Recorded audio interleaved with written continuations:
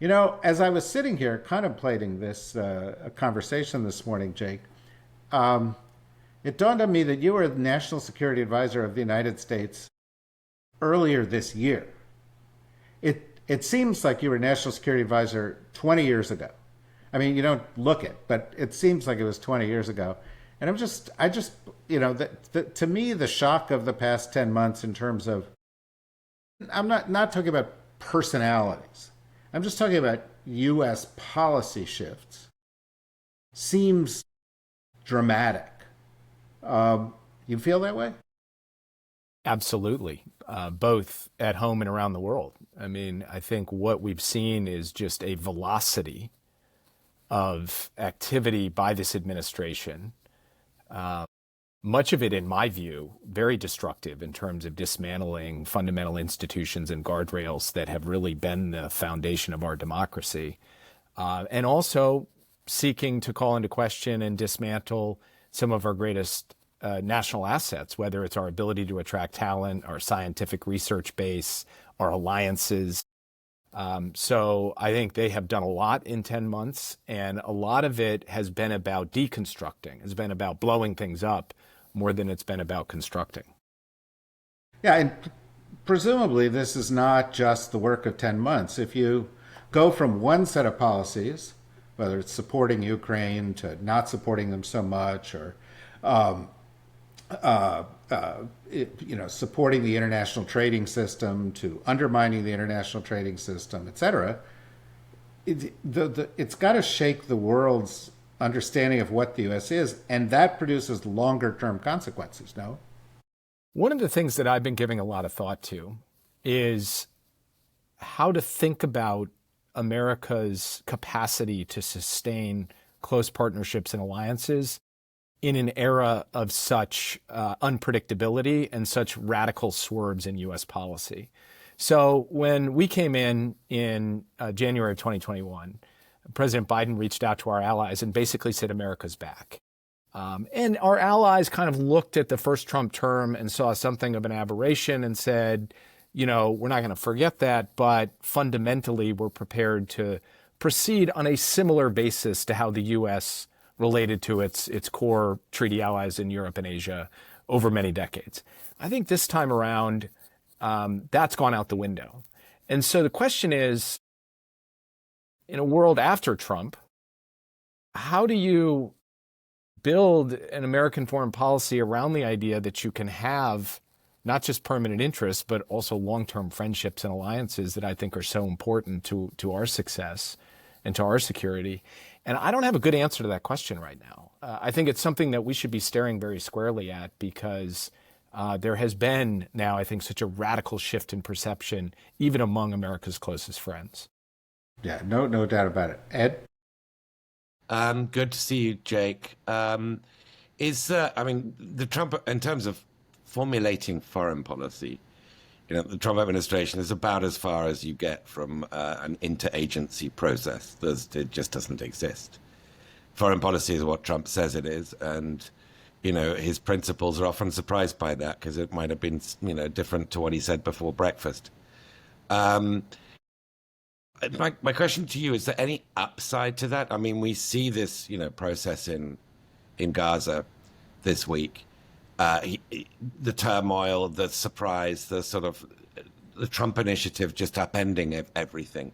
Is there any upside on the global stage? Domestic, I know, is very different, to having a president who's got this kind of strange Lovian quality that sort of has people permanently dancing to his tune we might hate, but dancing nevertheless to his tune. Well, I would say one upside is that it frees him, I think, from a lot of the constraints and shackles in terms of how public opinion, how the commentariat, how not just the right, but the left looks at what he does. It frees him. It allows him to do things that I think other presidents would not have the same latitude to do. And, you know, just as an example on Gaza, you have a lot of the people on the left side of my party sort of saying, this is so great what Trump has done. Why couldn't Biden have done this? for a deal that has the IDF occupying literally half of Gaza. And yet, because of the way he operates, he doesn't face, I think, the same constraints that a previous president would have faced. Ukraine is another good example of this, where he can kind of transform the entire bar for what counts as doing something good, such that even selling weapons to Ukraine, not just supplying them, is a huge leap forward. So I do think that it gives him a certain freedom of maneuver, and he is taking advantage of that.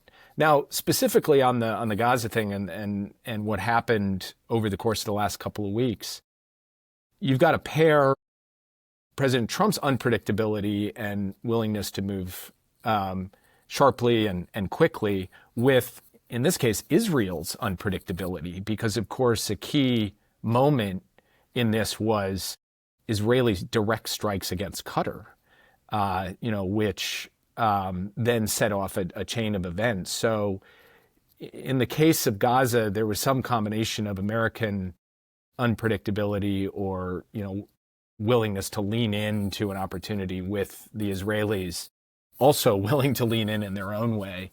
And that, I think, was a factor in how this all came together. Do you want to follow up? Yeah, it's just to sort of drill down a little bit more on this sort of, I mean, it's kind of a superpower, right? The everybody just always talking about it. I mean, we have different ways of measuring the impact of foreign policy, and I've no doubt that all the caveats about this 20-point Gaza peace plan, are very real, and it would be a miracle if we got to stage 4 or 5. I mean, so that notwithstanding, isn't Trump measuring things a very different way? It's not through outcomes. It's through the fact that he is the prime mover and we are all reacting to him. And that is just the permanent kind of Trotskyite revolution going, that is his persona being stamped, his sort of will being stamped on all of our lives in every way. That unpredictability, that uncertainty is by design. That's how Trump operates. I think that's very well put, but, and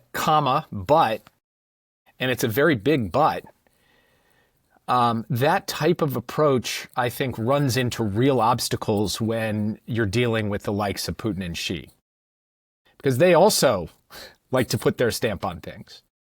And, my hope is that we will get there with Ukraine. And I think there is reason to be optimistic that we can get to a just peace with Ukraine. But so far, Trump has found it very difficult to execute a strategy vis-a-vis Ukraine that just kind of makes it all about him and puts his stamp on it, because there's another person with a really big vote in that, named Vladimir Putin, who has frustrated him sort of at every turn. And then in the China case, he thought he would come in with a similar type of swagger and strategy, bring the hammer down with 145% tariffs, and China would react much the way that other countries reacted. And in fact, China and Xi Jinping did not react that way. And to this day, I think President Trump is a little unbalanced in terms of how to approach the U.S.-China relationship, because there's this other big protagonist playing in it. And so I think your characterization is correct. It has its areas where it can take advantage of opportunities. It has other areas where we may get to a good outcome. I'm not predicting the future, but where the challenge is much more acute.